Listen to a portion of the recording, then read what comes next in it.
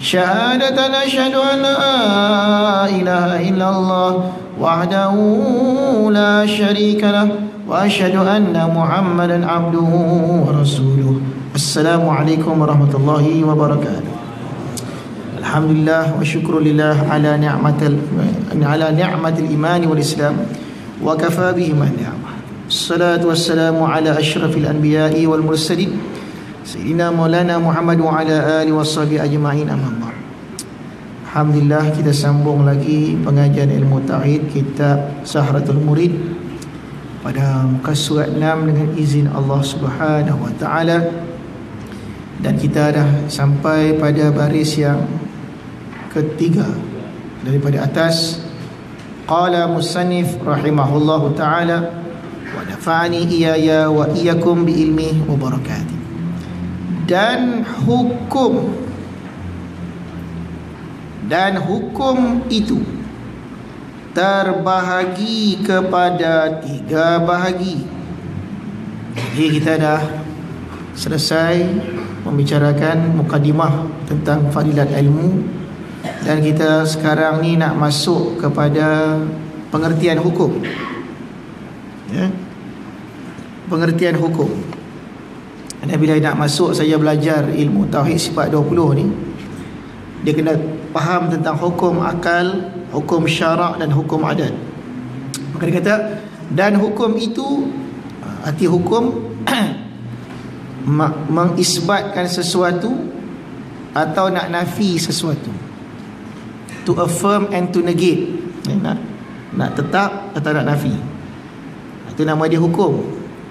Macam kita nak datang surau masjid ni, nak datang tak datang, nak datang ke tak datang, buat keputusan datang tu, itu nama dia hukum. Cuma hukum itu terbagi kepada 3. Terbagi 3. Yang pertama hukum syarak, law of syariah, law of syariah, law of the divine. Hukum yang kedua hukum adat, law of nature, the law of nature, sunnatullah. Minum air hilang haus, makan nasi kenyang, ada kerja ada gaji, tak ada kerja tak ada gaji. Itu kita panggil law of nature, hukum adat, benda hari-hari kita buat. Yang ketiga hukum akal, the law of intellect, hukum akal. Dia ada hukum akal, ada hukum adat, dan ada hukum syarak. Sebelum masuk dalam pengajian tauhid, mesti jelas perbezaan 3 hukum ni. Maka dia pun tafsirkanlah. Maka hukum syarak itu 2 bahagi.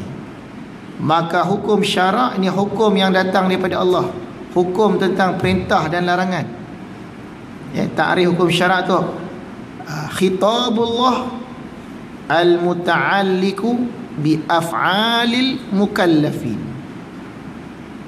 Hukum syarak ialah perintah dan titah Allah yang berkaitan dengan perbuatan mukallaf, the command, perintah dia. Jadi bila kita ingat hukum syarak, perintah dan larangan. Bila kita ingat hukum adat, nature, kebiasaan, benda-benda yang biasa kita buat hari-hari. Bila kita sebut hukum akal, law of intellect, dia berkaitan keputusan akal. Jadi jangan kelirulah 3 ni. Ya. Lepas tu dia kata lagi hukum syarak. Hukum syarak itu pula 2 bahagi. Yang pertama hukum syarak yang bangsa taklifi, dan yang kedua hukum syarak yang bangsa wad'i. Ada bangsa taklifi, ada bangsa wad'i. Hukum syarak ni bukan 1, 2 jenis. Jenis taklifi, jenis wad'i. Ini nak kena terang betul-betul, bagi faham. Yang tersebut keduanya pada katanya, kata siapa ni? Katanya ulama syarak, huwa khitabullahi ta'ala al-muta'alliqu bi af'alil mukallafin bitalabi awil ibahati awil wad'i lahuma. This is a definition. Ini ta'rif hukum syarak. Ta'rif hukum syarak. Kalau nak faham hukum syarak, apa ni dia? Cuma dalam lafaz ta'rif ni terbagi dua. Ada terkandung dua pengertian hukum syarak itu. Iaitu yang dikatakan hukum syarak kalamullah. Khitabullah tu maknanya kalamullah azali, yang bangsa azali. Nampak? Kalam Allah yang bangsa azali. Jadi bila kata hukum syarak ni kait dengan sifat kalam Tuhan. Ini menarik ni. Bila sebut hukum syarak, dia berkait berkait dengan sifat kalam Allah. Hukum syarak datang daripada sifat kalam. Kalau hukum adat, itu datang daripada sifat kudrat dan iradat Allah dan ilmu Allah. Itu hukum adat. Kalau hukum akal ni pula pun datang daripada kudrat dan iradat dan ilmu Allah. Ini beza. Macam mana nak faham tu? Nanti kita tengok. Hukum syarak dikata ialah kalam Allah, perkataan Allah, cakap Allah, yang firman Allah, yang bangsa azali, yang tergantung maknanya yang terkait. Gantung ni makna berkaitan dengan segala perbuatan orang mukallaf.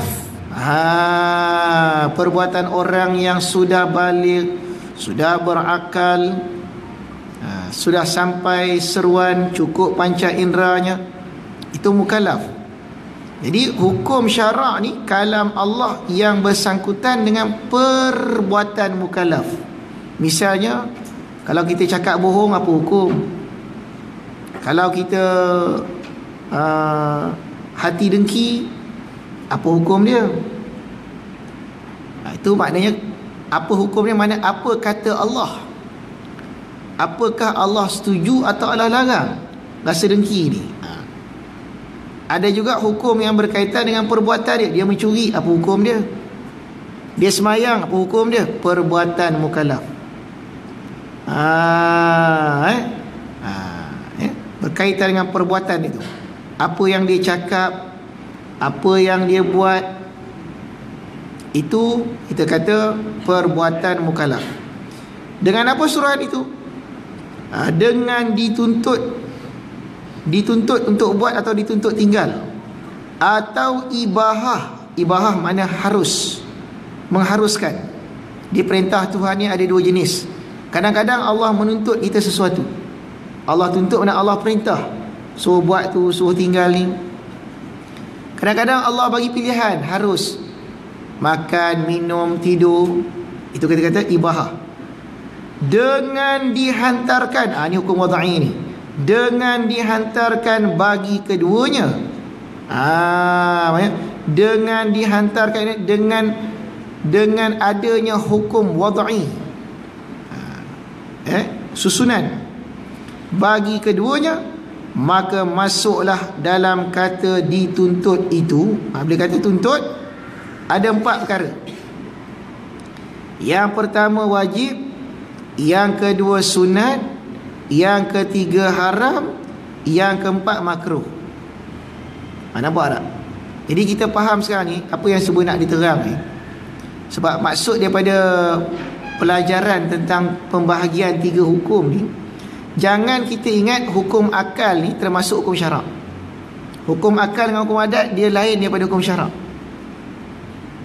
Macam saya kata, boleh tak meja ni yang besar ni masuk dalam botol kecil ni? Apa jawapan dia? Jangan pergi jawab haram ustaz. Haram ke? Sunat ke? Bila saya tanya meja besar ni boleh tak masuk dalam botol ni, tak ada kena-mena dengan hukum syarak. Tak ada kena-mena. Sebab ini bukan perbuatan mukallaf. Meja masuk dalam ni bukan perbuatan mukallaf. Bukan. Ini bukan bab dosa pahala. Kalau cerita dosa pahala itu hukum syarak. Ini cerita boleh tak boleh. Boleh tak boleh. Bila kata boleh tak boleh, hukum akal. Mustahil ustaz, ni besar. Benda besar masuk benda kecil, mustahil, tak boleh terima. Tapi kalau botol ni duduk atas meja, harus pada akal, boleh duduk, boleh letak, boleh. Dia tak ada kena-mena dengan dosa pahala. Dia hukum akal. Maka dalam Al-Quran ni kadang-kadang Allah menceritakan tentang hukum akal, kadang-kadang Allah menceritakan tentang hukum adat, dan banyak menceritakan hukum syarak. Dia banyak tu, dia bagi-bagi tu. Ni nak terang yang masa tu. Dapat beza tu. Nak bagi dapat beza tu. Jadi kalau kata hukum syarak dalam dituntut terbagi 4. Wajib, sunat, haram, makruh. Maka erti wajib, tafsir lagi. Apa makna wajib? Dituntut suruh berbuat akan sebagai tuntut yang putus, tak dapat tidak, seperti dituntut suruh beriman dengan Allah dan Rasulnya dan dengan segala kawaid Islam. Kalau yang macam tu, kalau Allah menuntut kita buat satu benda ni, tuntut yang jazam, tuntut yang tak ada khilaf. Aqimus solah, dirikan sembahyang, tak ada khilaf, tak ada sebaliknya. Maka disebutlah oleh para ulama ini wajib. Sebab Allah tuntut jazam ni, tak boleh nak takwil lagi dah. Jazam mesti macam ni. Jazam tu makna putus. Maka kita panggil wajib. Macam beriman, percaya pada Allah, Rasul, kawaid Islam, dengan rukun Islam yang 5 perkara. Rukun Islam yang 5, mengucap, semayang, puasa, zakat, haji tu, itu kita kata hukum-hukum Islam yang 5 tu. Dan arti sunat, dituntut suruh berbuat juga akan sebagai tuntut yang tidak putus. Macam mana tuntut yang tak putus ni? Allah perintah, tapi Allah tak beratkan buat tu sampai kalau tak buat masuk neraka, tak ada. Berdosa tak? Tu nama dia sunat.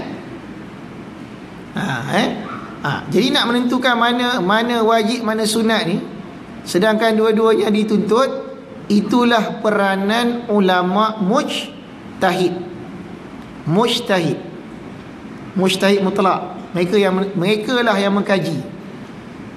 Contoh macam sembelih ayam. Sembelih ayam tak baca bismillah, sah tak sembelih tu? Sebab dalam Quran kata apa? La ta'kulu ma lam yusammillah. Jangan kau makan benda yang tak sebut nama Allah. Macam mana tu? Ada larangan dalam Quran, jangan kau makan kalau tak sebut nama Allah. Kamu kena makan yang kena sebut, yang dah sebut nama Allah, baru boleh makan. Adakah perintah itu perintah yang jazam atau tidak jazam? Kalau jazam dia wajib, tak jazam dia sunat. Mazhab kita macam mana? Apa dia kata? Sembelih ayam lupa baca bismillah, sah tak? Sah tak sah? Tak sah?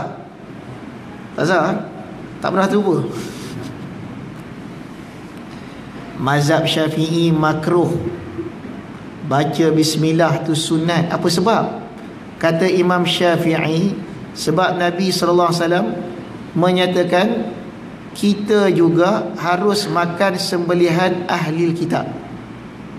Ahlul kitab ni yang Nasara Yahudi yang asal tu, harus kita makan sembelihannya. Padahal orang Nasrani dan Yahudi, ahlul kitab itu jarang yang membaca bismillah, tapi boleh kita makan. Maka dengan sebab adanya dalil seperti itu, hukum baca bismillah mazhab Syafi'i jadi sunat pada. Mazhab Malik wajib, mazhab Syafi'i sunat. Ada khilaf kat situ Itu contoh nak beza jazam dengan tak jazam.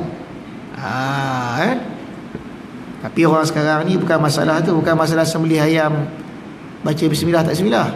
Dia sembelih ayam pakai mesin. Kacau tu. Mesin pusing, ayam datang. Cok. Dia kata, saya baca bismillah ustaz. Bila? Masa tekan Swiss. Tekan Swiss tu bismillah. Mesin potong. Jadi dia baca bismillah. Saya tanya, kau baca bismillah tekan Swiss ke sembelih? Saya baca bismillah tekan Swiss, bukan sembelih. Yalah ustaz, saya tekan Swiss, pisau tu potong lah.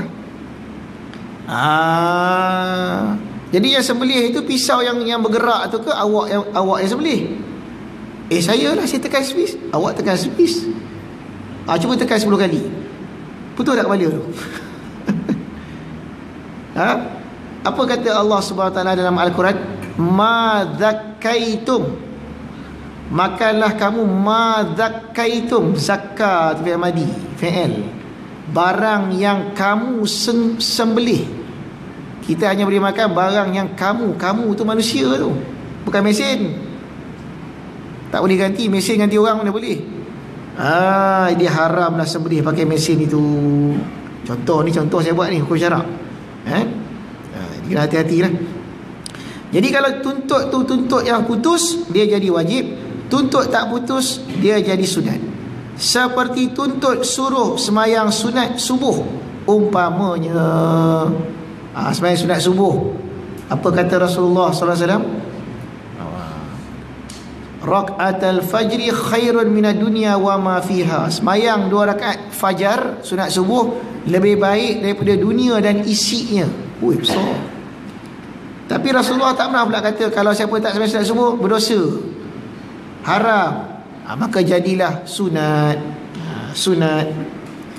Dan erti haram pula dituntut tegah daripada berbuat akan sebagai tuntut yang putus, seperti tuntut tegah daripada minum arak. Kalau haram, tuntut tegah yang putus, tak ada khilaf. Jangan berzina, jangan minum arak, tak ada khilaf. Maka jadi haram. Makruh. Dan arti makruh itu pula tuntut tegah daripada berbuat akan sebagai tuntut yang tidak putus, tak jazam. Tuntut buat juga tapi tak putus, tak mesti. Seperti membaca Al-Quran. Tuntut tegah, seperti membaca Quran dalam rokok. Masa rokok baca Quran.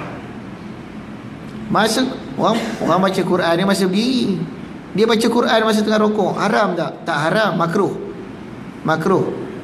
Bukan tempat dia, bukan tempat baca Quran masa rokok, tempat baca Quran masa berdiri. Itu perintah larangan Allah tu. Kadang-kadang tu yang banyak orang confuse tu, dia banyak keliru. Contoh dia jumpa dalam hadis Nabi, la tukhassisu qiyamal lail. Nabi kata jangan kau khususkan, jangan kau tentukan semayang malam, qiyamul lail. Jadi ada orang faham jangan kau khususkan qiyamul lail tu makna tak boleh baca Yasin malam Jumaat. Pelik sangat.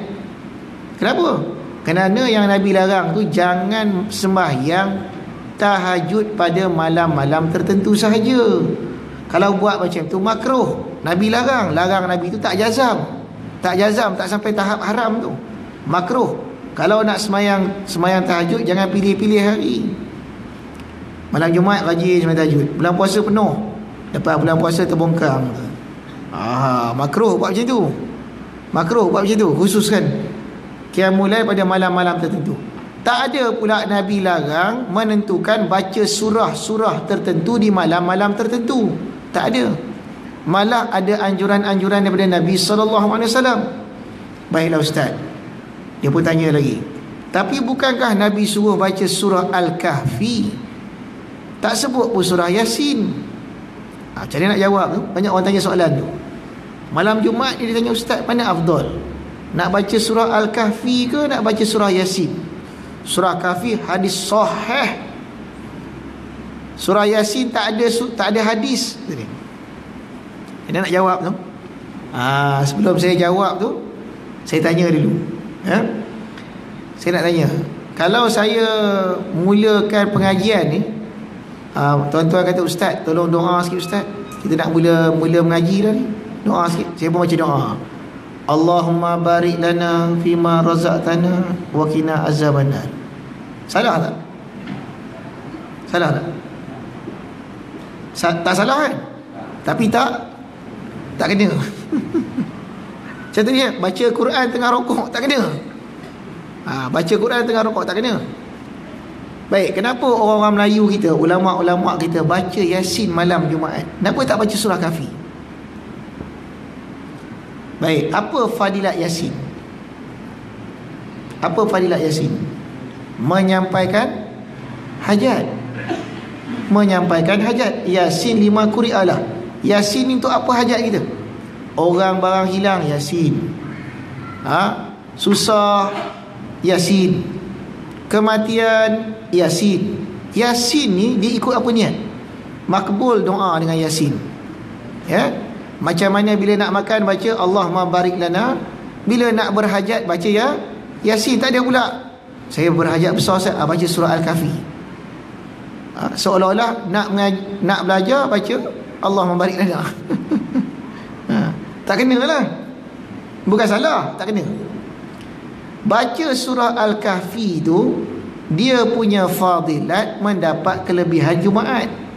Lebih ada pahala khas baca surah Al-Kahfi hari Jumaat, bukan untuk dapat hajat. Surah Kahfi dibaca pada hari Jumaat itu bukan untuk hajat. Bukan. Itu untuk amalan. Amalan hari Jumaat, fadilatnya pahala yang besar. Bukan mesti malam. Tak mesti malam Jumaat. Tak ada pula sebut malam. Boleh baca malam, boleh baca pagi, boleh baca petang. Tetapi ulama-ulama kita suruh baca Yasin malam Jumaat. Itulah waktu orang kampung nak berhimpun, nak memohon hajat. Sebab tu buah air kat tengah. Ada baca surah Kahfi buah air kat tengah. Tak kena lah. Boleh nak buah air buah besen pun boleh. Tak kena. Tak masuk. Jadi membaca Yasin tu awqa' fil waqi'. Awqa' fil waqi', lebih kena pada keadaan. Malam Jumaat, malam yang makbul doa, dibacalah Yasin yang makbul doa. Maka lebih afdal lah baca Yasin. Kena nampak terbalik dah tu. Kena terbalik lah. Saya tanya, kalau baca Al-Quran dengan baca Subhana Rabbiyal Azimi, mana afdal sebenarnya? Jangan tengok rokok, saya tanya tu je. Baca Quran zikir, Subhana Rabbiyal Azim pun zikir, mana afdal? Mana afdal? Quran setinggi-tinggi zikir. Masa rokok baca Quran afdal ke baca Subhana Rabbiyal Azim? Tadi kata Quran afdal. Quran afdal kalau tak time rokok. Baca surah Kahfi afdal kalau tak masa minta hajat. Masa minta hajat afdal baca Yasin. Bila nak kelebihan, nak pahala Jumaat, baca Kahfi. Siapa ada soalan? Tak jelas tentang tu? Banyak orang keliru kat situ. Saya rasa saya penting nak jawab. Ini pun online kan. Bagus. Biar semua dengar. Sebab banyak orang keliru masalah baca Yasin malam Jumaat. Dia keliru sebab hadis kata baca surah Kahfi, tiba-tiba baca Yasin pula. Kenapa ulama buat macam tu? Apa elatnya? Apa sebab? Macam pengajian, antara mengaji kitab dengan baca Yasin malam Jumaat, mana afdal? baca Yasin, mana afdal? Afdal mengaji lah, belajar agama lah afdal. Tapi kalau Isnin dah belajar, Selasa dah belajar, Rabu dah mengaji, setiap malam ada. Khamis tu lah satu malam nak memohon ajat. Ketika itu afdal lah baca Yasin. Tengok keadaan, jangan pukul rata je. Siapa yang nak terberak tak sempat dah. Kenapa? Afdal mengaji. Gila macam tu. 24 jam belajar agama. Dia ada masa dia. Masa belajar, masa baca Yasin, masa zikir. Jangan confuse. Dia letakkan setiap satu pada tempat dia. Bila. Sekarang masjid surau kadang dia confuse. Dia main ayat tu. Mana afdal? Baca Yasin ke belajar agama? Orang kampung pun dengar, lah ustaz, belajar agama lah lebih afdal. Tak payah baca Yasin. Kita kena buat kelas juga malam Jumaat. Sebab mengaji lebih afdal. Mengaji apa? Mengajilah apa-apa pun, tajwid ke apa ke. Melainkan ni melainkan satu kampung surau ni tak reti semayang. Baca betul-betul. Ketika tu wajib mengaji bab semayang. Yasin tinggal dulu, semua tinggal. Sebab ramai sangat jahil. Kalau takat nak baca cerita-cerita agama, kelebihan itu, kelebihan ini, itu bukan fardu ain. Walaupun situ ada ilmu, bacalah Yasin. Ini konsep ni nak kena betulkan lah. Jangan buang amalan-amalan yang memang telah dibuat berpuluh ratusan tahun hanya dengan sebab salah faham yang macam tu. Sebab ni ada kaitan dengan sini ni. Time rokok baca Quran. Time rokok baca Quran. Memanglah Al-Quran lebih afdal daripada Subhana Rabbil Azim wa bihamdih. Tapi sekarang ni waktu rokok yang afdal Subhana Rabbiyal Azim. Itu time tasbih.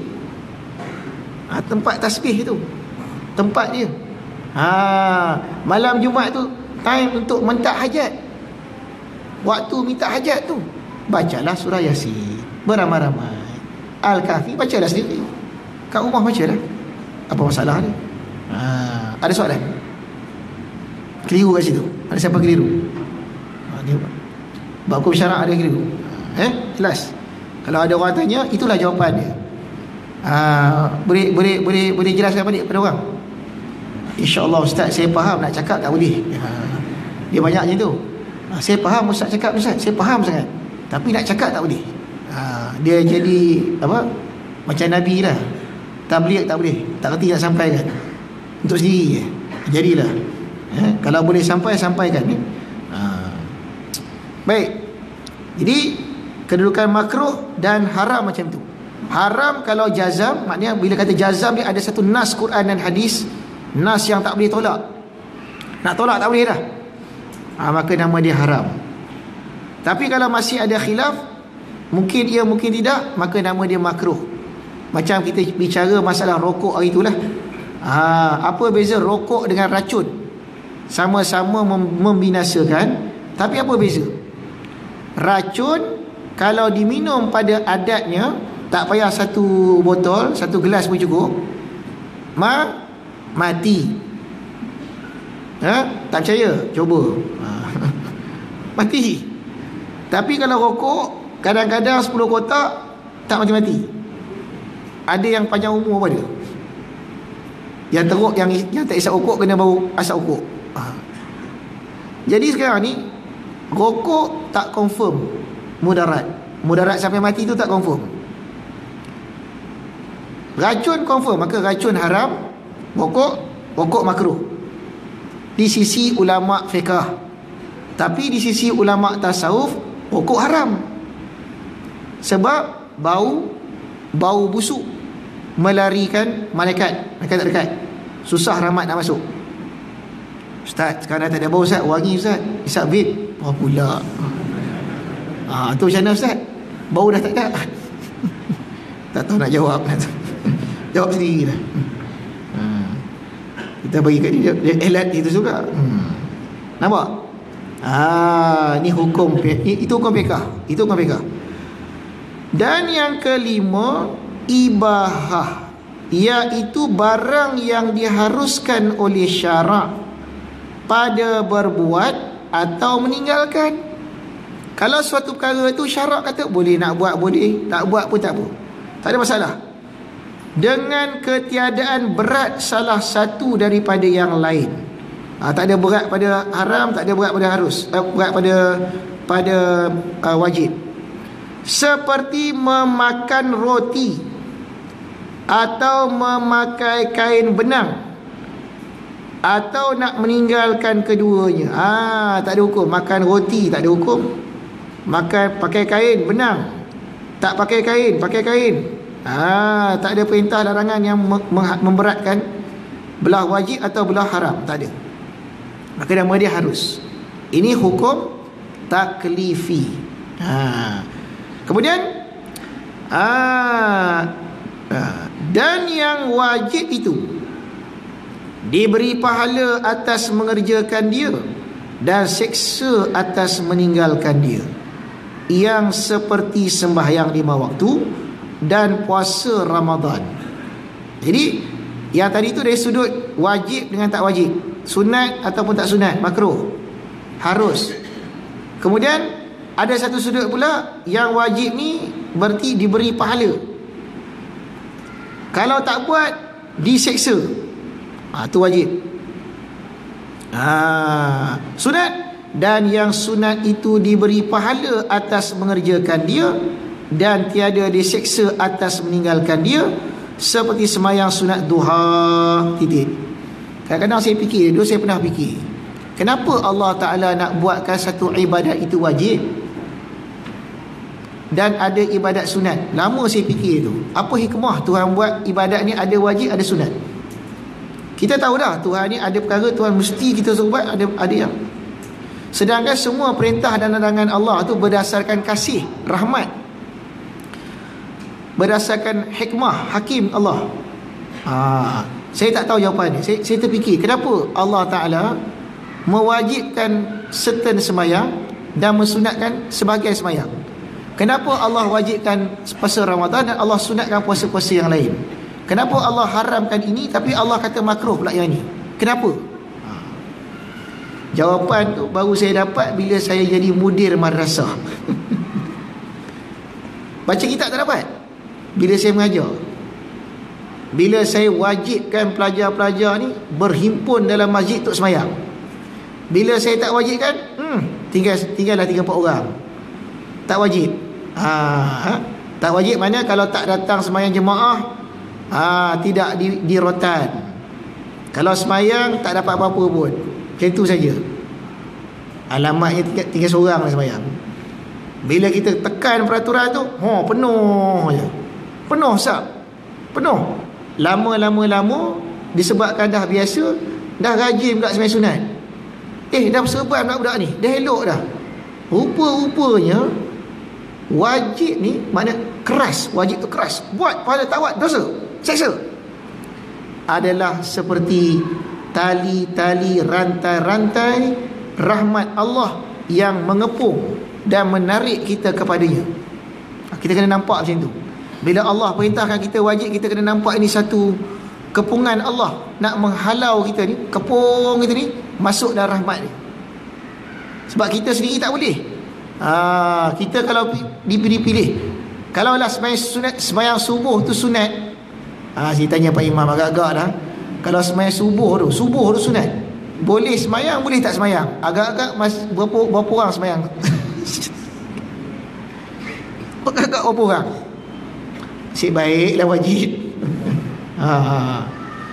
Cuba tengok contoh sembahyang sunat witir. Kenapa mazhab Hanafi rajin sembahyang, mazhab Syafi'i sikit-sikit yang sembahyang? Ustaz, bukan pasal ada orang tu rajin sangat, pasal berdosa kalau tak sembahyang. Sembahyang witir kalau tinggal berdosa mazhab Hanafi. Nampak? Kenapa janggut orang-orang mazhab Hanafi panjang-panjang, mazhab Syafi'i kontot-kontot, kadang-kadang tak ada langsung? Apa sebab? Kita kata cukur janggut makruh, mazhab Hanafi haram tu yang panjang tu. Cuba tiba-tiba fatwa berubah, mazhab Syafi'i haram potong janggut, besok jambang semua. Itu kesan daripada hukum wajib, sunat, haram dan makruh. Peraturan tu untuk menolak kita kepada rahmat Tuhan. Dapat tu? Tu hikmah di sebalik hukum tu. Dan lagi dia kata apa? Jadi wajib macam tu. Dan yang haram pula diseksa atas mengerjakan dia, diberi pahala atas meninggalkan dia. Ni istimewa ni. Haram ni kalau kita buat seksa, tinggal dapat pahala pula. Seperti berzina, mencuri dan minum arak. Macam kita sekarang ni, minum arak tak, mencuri tak, zina pun tak, dapat tak pahala? Pahala tinggalkan yang haram dapat tak? Tak dapat. Dapat senang lah, masuk masjid dapat pahala. Tak dapat. Sebab kita tidak buat semua itu. Kita tak buat tu sebab memang kita tak nak buat pun. Duduk dalam masjid tak kena masjid nak berzina pula, nak minum arak, tak kena. Melainkan hati kita memang nak buat. Kita jalan-jalan tu nampak ada orang panggil-panggil, Panai sudah, kita pun berpinai mata, Panai kita pun macam tu lah. Lepas tu kita pun Allah, Astagfirullahalazim, kita pun lawan nafsu kita, tinggalkan yang haram tu. Masa tu dapat pahala. Kita beri mujahadah, tak nak ikut, tak nak. Allah bagi kita pahala tu, pahala wajib tu, pahala kerana meninggalkan yang haram. Di pahala ni dua cara dapat. Satu buat, satu tak buat. Dengan tak buat dapat pahala, dengan buat dapat pahala. Subhanallah. Tapi kalau dosa hanya kena dengan satu cara. Berdosa bila buat. Berdosa bila buat. Ada juga dosa meninggal, tinggal yang wajib. Tinggal yang wajib tu berdosa lah. Banyakkan dosa bila kita buat. Tapi kalau pahala ni, bila kita tinggal dapat pahala. Tinggal yang haram tu, tak buat yang haram tu, pahala. Nampak? Dan yang dah pergi. Itu kita kata haram. Dan yang makruh itu diberi pahala atas meninggalkan dia dan tidak diseksa atas mengerjakan dia. Seperti bersugi bagi orang yang puasa, kemudian daripada gelincir matahari. Makruh orang gosok gigi, orang puasa gosok gigi lepas daripada gelincir matahari. Apa sebab? Dah pernah beritahu kan? Tak pernah beritahu kan? Kenapa orang puasa makruh gosok gigi lepas gelincir matahari? Apa sebab? Apa elat dia? Sebab menghilangkan kesan-kesan ibadat. Apa kesan ibadat puasa? Mulut bau busuk. Ni pun satu lagi hadis yang selalu orang salah faham. Hadis yang berbunyi lahuful fami saimi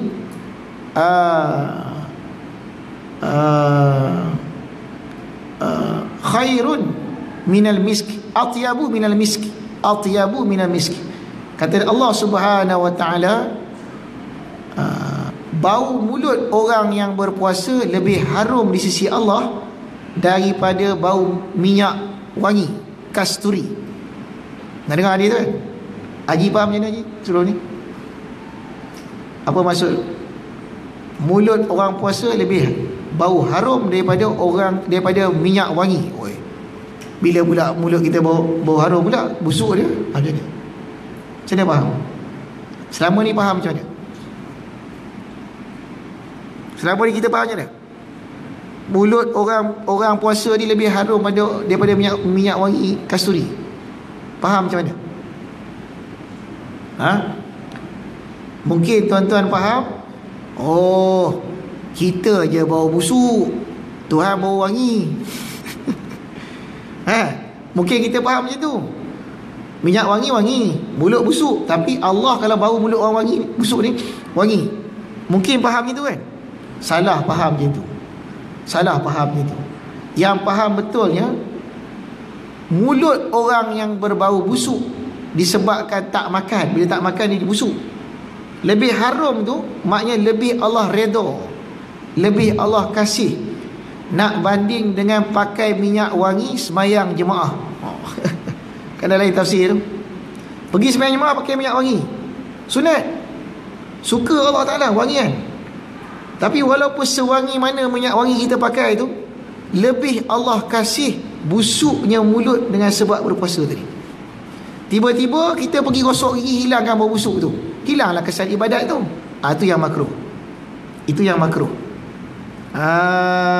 Seperti mana haram saya kata makruh kita mandikan orang yang mati syahid, sebab menghilangkan darah yang menjadi saksi kesan ibadat dia jihad tu. Macam itulah juga makruh kita hilangkan bau mulut kesan daripada ibadat tadi. Nampak? Jadi ada benda-benda dia mukhalafah.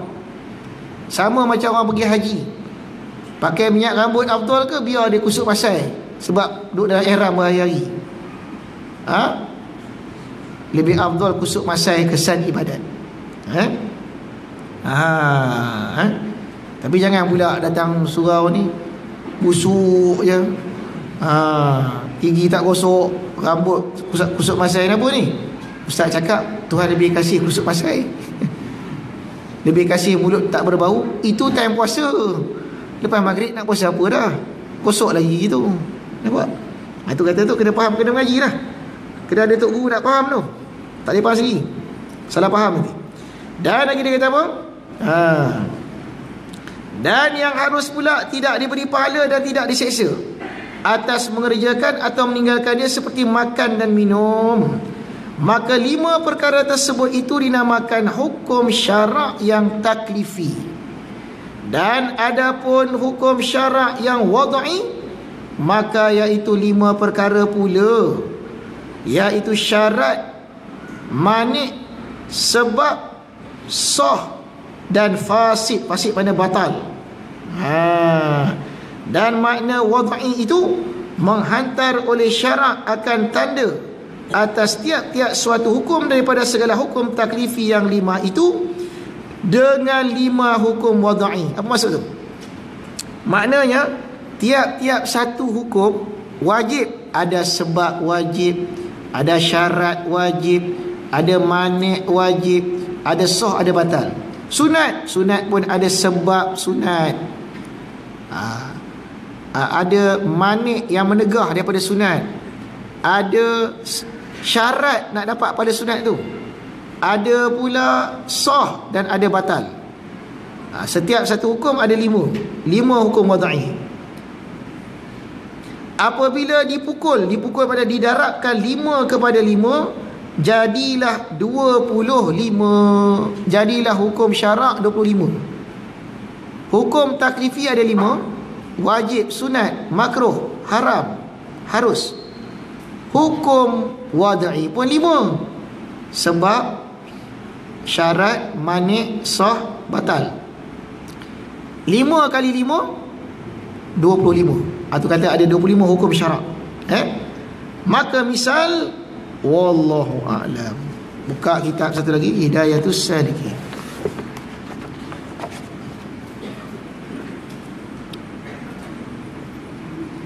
Jadi itu satu contoh perbezaan pengajian cara kitab dengan cara sekarang. Orang sekarang ni dia mengaji hukum 5 je. Tak wajib, makruh. Tak wajib, tak wajib, sunat. Tak haram, makruh, harus. Dia tak reti hukum wad'i yang 5. Bila tak reti hukum wad'i yang 5, inilah yang menjadi punca masalah. Kita cepat menghukum orang haram, batal, syirik, sebab tak reti 25 hukum. Dia ingat hukum syariat, dia ingat ada 5 saja, padahal ada berapa? 25. Ini beza dia. Baik, kita tengok dalam kitab Hidayatus Salikin, muka surat kat mana? Akidah dah sudah.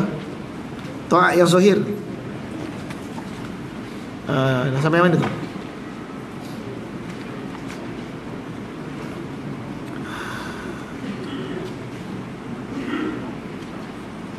Dan ketahui olehmu kan?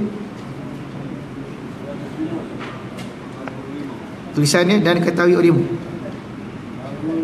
Syahdan. Okay, nampak. Kita nak masuk syahdan, kita naik sikit yang ke atas tu, dan ketahui olehmu tu sebelum masuk syahdan. Naik sikit kat ketahui olehmu. Qala musannif rahimahullahu ta'ala wa nafa'ani iyaya wa ikum barakati. Dan ketahui olehmu. hai talib, orang yang menuntut, bahawa tidak kuasa engkau mendirikan segala ibadat yang disuruh oleh Allah Ta'ala itu dengan sungguh-sungguh memelihara akan hatimu, melainkan hilang, melainkan dengan sungguh-sungguh, melainkan hilang, memelihara akan hatimu dan segala anggotamu pada tiap-tiap ketikanya dan tiap-tiap nafasmu. Allahu Akbar. Jadi kata Tuan Syekh ni, kita sebagai manusia takkan boleh, hampir-hampir mustahil pada adat boleh nak taat perintah Tuhan yang 25 tadi, wajib, sunat, nak tinggalkan yang haram, yang makruh, susah nak buat, melainkan mesti ada sifat menjaga. Tu dia, mengawas, tengok, perhati apa? Perhatikan gerak dalam hatimu itu, sungguh-sungguh pelihara hati. Terdetik benda tak elok, astagfirullah. Datang niat tak elok, astagfirullah. Cepat-cepat. Dia tak boleh leka. Dan segala anggotamu pelihara tiap-tiap ketika dan tiap-tiap nafas. Tiap-tiap nafas kita nak kena jaga. Tu yang banyak orang masuk tarekat tu. Sekolah nak apa tu tarekat? Tarekah kata Raisul Fatawa Mesir zaman dulu, yang bernama Syekh Atiyah Sakar, almarhum Syekh Atiyah Sakar. Orang tanya dia, apa tarekat-tarekat ni Tuan Syekh? Dia kata at-tariqah ini at-turuqus sufiyah madarisut tarbawiyah. Senang je. Tarekat sufi ni sekolah-sekolah untuk melatih nafsu. Sedap tu. Apa itu tarekat? Sekolah tempat belajar cara-cara nak mengendalikan nafsu, nak buat kerja, nak buat amal ni macam mana ni, nak disiplinkan diri, bila nak zikir, bila kita nak puasa, bila kita nak, sebab nak jaga nafsu ni kan senang. Itu je pun. Apa yang bid'ahnya, apa yang haram sangatnya, apa yang Nabi tak suruh pula. Nampak? Tu. Sama sini balik. Jadi melainkan, jadi kata tak kuasa engkau nak buat saya silap, minta maaf, saya tersilap surah sikit. Tidak kuasa engkau mendirikan ibadat hanya dengan bersungguh-sungguh memelihara hati. Silap tadi, minta maaf. Kita sungguh macam mana pun tak boleh. Dan sungguh-sungguh kau berhati tangan, jangan buat maksiat, takkan boleh. Takkan dapat. Pasti tak boleh. Melainkan, tu dia, silap tadi, minta maaf. Melainkan engkau beri bahagian segala waktumu itu dengan wirid dan ibadat. Ni penting tasawuf ni. Kitab ni nak ajar kita macam mana cara nak pelihara diri daripada maksiat ni. Kalau kita harap dengan nak jaga je, kita dah lama buat dah. Kita bangun pagi berazam tak nak buat maksiat. Lalu perempuan cantik, dah pandang lah. Tadi dah berazam, astagfirullah. Oi, Allah cantiknya, astagfirullah. Allah subhanallah, astagfirullah. Habis. Hilang kita punya sifat tadi tu. Sifat nak jaga tadi dah hilang dah. Tadi berazam tadi, tengok dah habis dah, hilang dah. Macam mana cara dia? Sebab apa jadi macam tu? Sebab lalai yang datang dalam hati tu. Tak boleh nak lari. Cara dia macam mana? Melainkan engkau bahagikanlah waktumu itu dengan wirid. Dengan wirid dan ibadat. Apa tu wirid? Wirid itu a'malus salihah. A'malus salihah, amal-amal soleh allati tatawazabu 'alaiha, yang engkau istiqamah melakukannya fi kulli waqtin, pada setiap waktu. Itu makna wirid. Daripada kata-kata wirid itulah datangnya istilah tarekat. Setiap wirid itu berarti ada susunan. baca ni. Betul, orang pun tengok, tengok tu Tuan Syekh tu, Tuan Syekh Ahmad tu, amboi, cantiknya amalan dia, sedapnya amalan wirid dia tu. Mari kita ikut cara dia tu, mari kita ikut cara Syekh Ahmad tu, jadilah tarekat Ahmadiyah.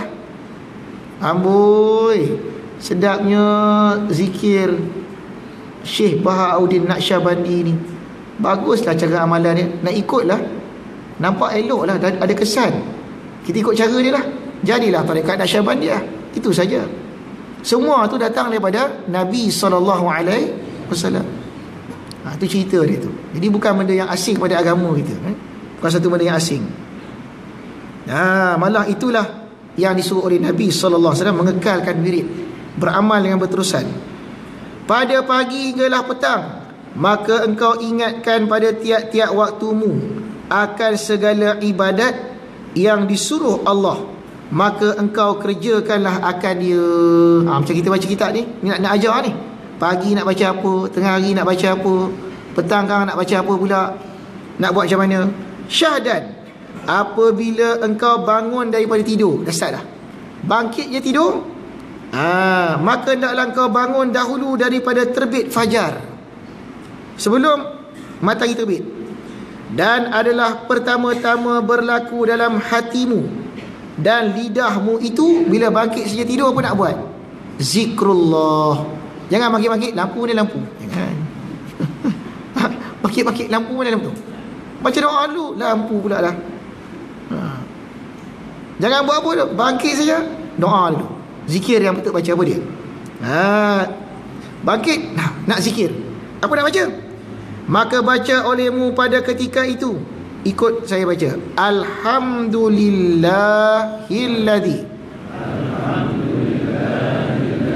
ahyana ba'da ma amatana wa ilaihin nusyur. Yang ni paling ringkas, paling kurang lah. Sepatutnya kita yang ni dah mengaji kitab tasawuf ni, bangkit tidur ni dulu, ini dulu. Bukan bangkit tidur, mana lampu, tercangak sana, tercangak sini, bangkit tengok sana, tengok sini, bangkit terus. Alhamdulillah. Benda pertama yang kita nak ingat, kita dah bangkit pada tidur, bangkit pada kematian kecil. Mungkin kita tidur tak bangun dah, mungkin inilah malam terakhir kita, tiba-tiba boleh bangkit. Alhamdulillah, Alhamdulillahilladzi ahyana ba'da amatana wa ilaihi nusyur. Segala puji bagi Allah yang telah menghidupkan kami sesudah mematikan kami. Apa makna tu? Maknanya tadi tidur tu mati kecil, ni dah bangun. Wa ilaihi nusyur, kepadanya lah kami akan berhimpun kembali. Tu first kali amalan yang kita nak kena buat, bangkit tidur. Dan disambung lagi ikut, asbahna wa asbahal mulku lillah wal azamatu was sultanu lillah wal izzatu wal qudratu lillahi rabbil alamin. Asbahna ala fitratil Islam wa ala kalimatil ikhlas wa ala dini nabiyina Muhammadin sallallahu alaihi wasallam wa ala millati abina Ibrahim hanifa muslima wa ma kana minal musyrikin. Allahumma inna nas'aluka an tab'athana. Siapa yang tak ada titik tu buat tabah. Fi hadzal yaumi ila kulli khairin wa a'udzu bika an ajtariha fihi su'an au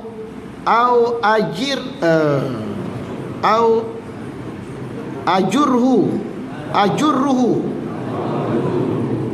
au ajurrahu ila muslimin.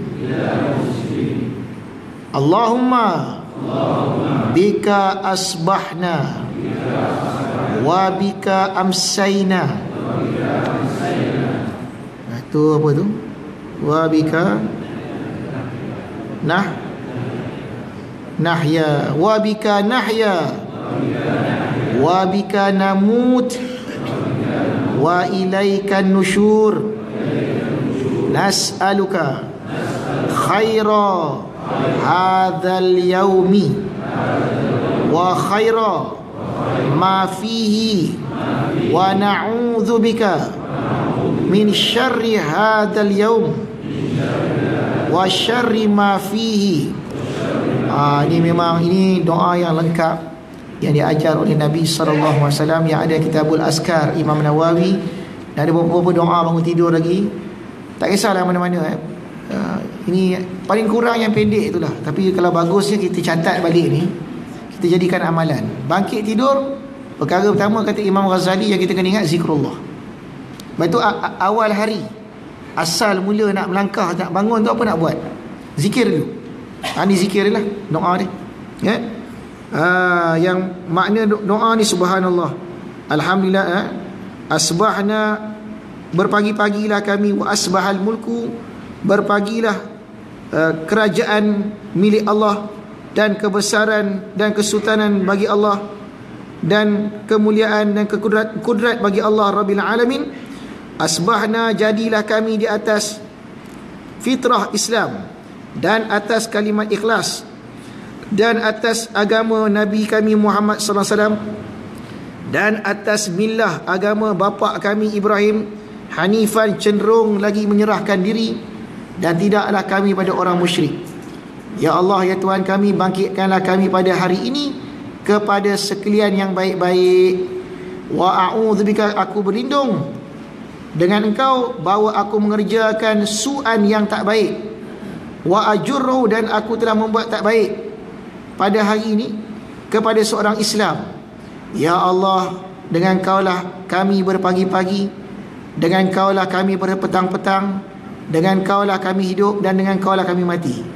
Kepada Kaulah kami kembali. Kami mohon kebaikan hari ini, kebaikan apa yang ada dalam hari ini, dan kami berlindung dengan Engkau daripada jahat hari ini dan jahat apa-apa yang dalam ini. Subhanallah, luas, komplit doa ni. Jadi kalau kita buat macam ni, bangkit tidur terus baca doa panjang ni, syaitan dah tak ada masuk dah. Ini celik mata, tutup jam, tidur balik. Tak bangkit ni, baca doa ni. Nampak? Maka apabila engkau memakai akan kain, maka hendaklah engkau niatkan dengan dia kain, mengerjakan suruh Allah pada menutup auratmu, dan jangan kau kosotkan memakai kain. Bila dah mandi nak pakai kain tu, jangan niat masa pakai kain tu supaya dipuji orang, kerana kosot yang demikian itu jadi riak, iaitu haram. Tengok, ni kitab ni dia penting belajar, satu peringkat. Ulang balik. Nak beramal, baca ni untuk beramal lah, bukan nak buat apa, nak beramal. Faslun fi adai qada'il hajati wallahu a'lam. Dia akan masuk lepas ni pula qada hajat. Kemudian wuduk pula, satu-satu. Imam Ghazali akan pimpin kita dengan kitab ni satu-satu. Dan kitab ni sangat sesuai diajar pada anak-anak. Kita sendiri buat, anak isteri kita buat, barakah. Dia akan datang barakat dalam hidup. Wallahu a'lam. Ada soalan? Makbul doa Ustaz. Ya, makbul doa. Syarat mutlak untuk makbul di doa seorang itu, dia tak mestilah makan makanan yang halal. Ya. Sesuap rezeki yang masuk ke mulut dari sumber yang haram, 40 hari Allah tak terima doa seorang.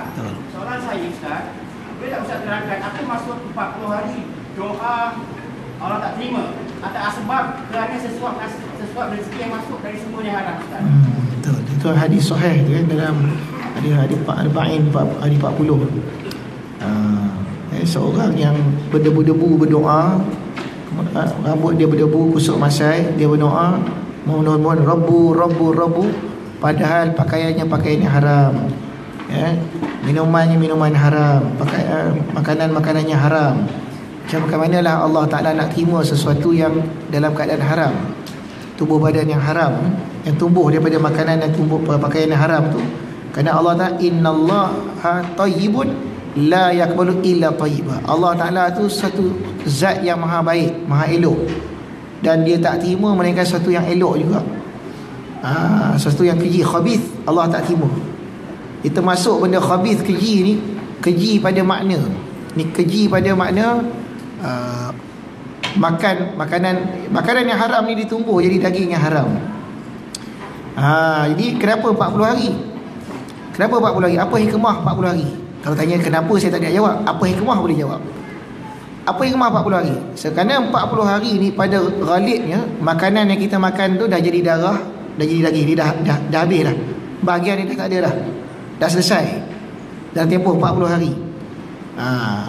Sebab kalau kita tengok bayi tu, air mani tu dia nak berubah jadi alaqah nak jadi putrah, seketul daging, semua 40 hari.